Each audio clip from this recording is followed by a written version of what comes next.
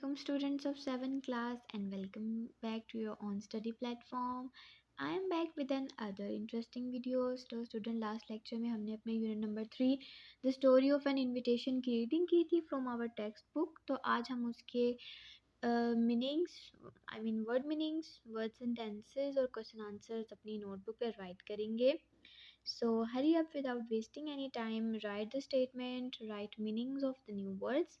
So here we have bankrupt. Bankrupt का मतलब होता है दिवालिया हो जाना. मीन बैंक के कब्जे में आ जाना. आपकी हर चीज़ जो है वो बैंक जो है वो जब वो अपने कब्जे में ले लेती है तो उसके लिए हम इंग्लिश में बैंकरप्ट का वर्ड यूज़ करते हैं.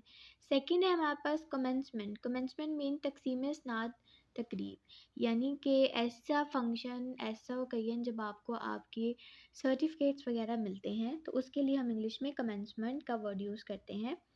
थर्ड है ड्रडगरी. ड्रडगरी का मतलब होता है मुशक्क़त करना, मेहनत करना, स्ट्रगल करना. नेक्स्ट है गैलोर. गैलोर मीन बहुत ज़्यादा यानी हाई इन क्वांटिटी. वेग मीन ख्याली, मबहम, फर्जी. इमेजिनरी आइडिया के लिए हम इंग्लिश में वेग का वर्ड यूज़ करते हैं. नेक्स्ट है ब्रिस्कली. ब्रिस्कली का मतलब होता है तेज़ी से, मूव फास्टली, ठीक है, हरिडली. नेक्स्ट है हमारे पास कंडेम. कंडेम का मतलब होता है मुजम्मत करना. Next is grave. Grave mean संजीदा. मॉर्निंग. मॉर्निंग मीन मातम, सैड होना, ठीक है.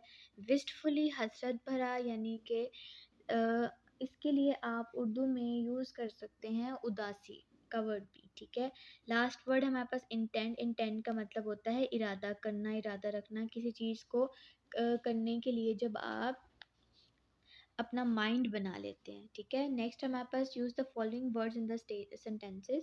यहाँ पे हमने कुछ वर्ड्स लिए हैं अराउंड 5 वर्ड्स जिनको वन बाय वन हम देखते हैं इनका मतलब क्या है और फिर उसके अकॉर्डिंग हम इनका सेंटेंस बनाएंगे.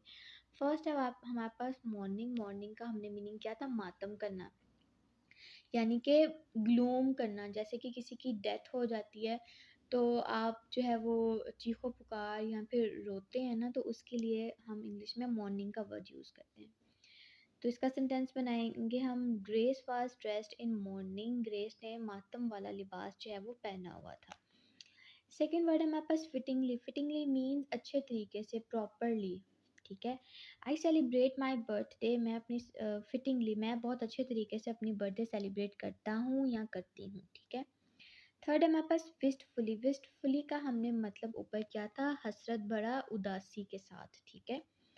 She went to school wistfully after her mother's death. वो अपनी मदर की डेथ के बाद बहुत ही उदास जो थी वो स्कूल गई. नेक्स्ट है हमारे पास डार्टेड. डार्टेड का मतलब होता है एकदम से आपके माइंड में कोई सडन आइडिया आपके माइंड में आना, ठीक है. A thought darted into Ayesha's brain. एक ख्याल जो है वो आयशा के ब्रेन में आया. लास्ट वर्ड है हमारे पास सॉलमली. सॉलमली का मतलब होता है संजीदगी से यानी कि फुल अपने माइंड को बना के इरादे के साथ, ठीक है. आई prepared for my exam solemnly. मैंने बहुत संजीदगी से अपने पेपर्स की तैयारी की.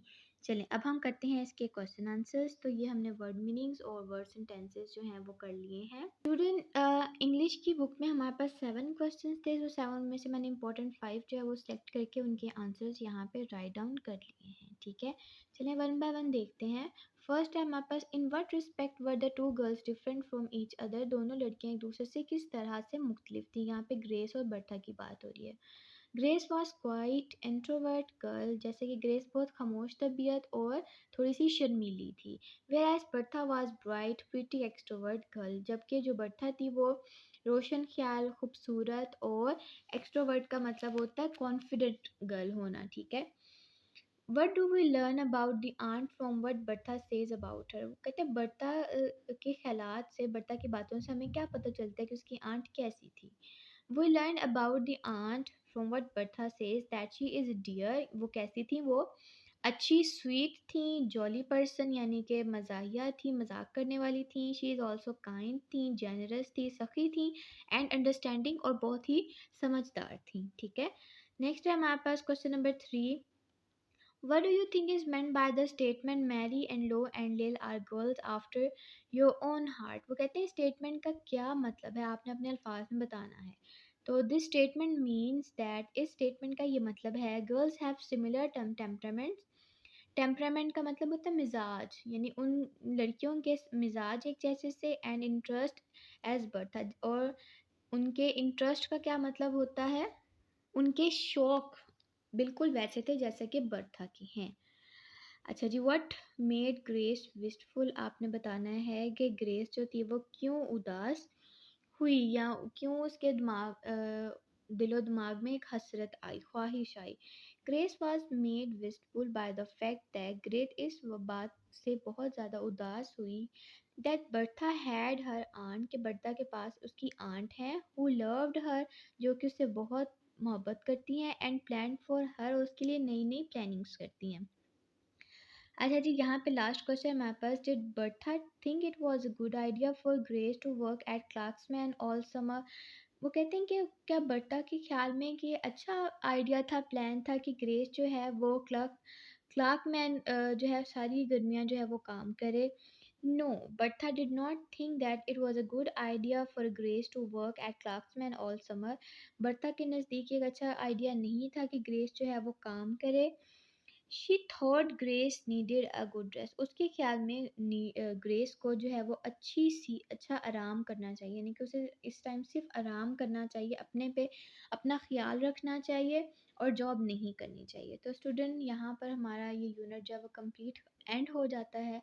आई होप आपको इस यूनिट की इसकी वर्ड मीनिंग्स, क्वेश्चन आंसर्स और वर्ड्स एंड टेंसेस की समझ आई होगी। इन सबको अपनी नोटबुक्स पे राइट करें, और इनके अलावा अगर और कोई क्वेरी है, कोई क्वेश्चन है इन चीज़ों से रिलेटेड या इस टॉपिक से रिलेटेड, तो आप कमेंट में मुझसे पूछ सकते हैं। इंशाल्लाह मैं बिल्कुल आपकी प्रॉब्लम सॉल्व करने की पूरी कोशिश करूँगी। टिल देन, टेक केयर, अल्लाह हाफिज़।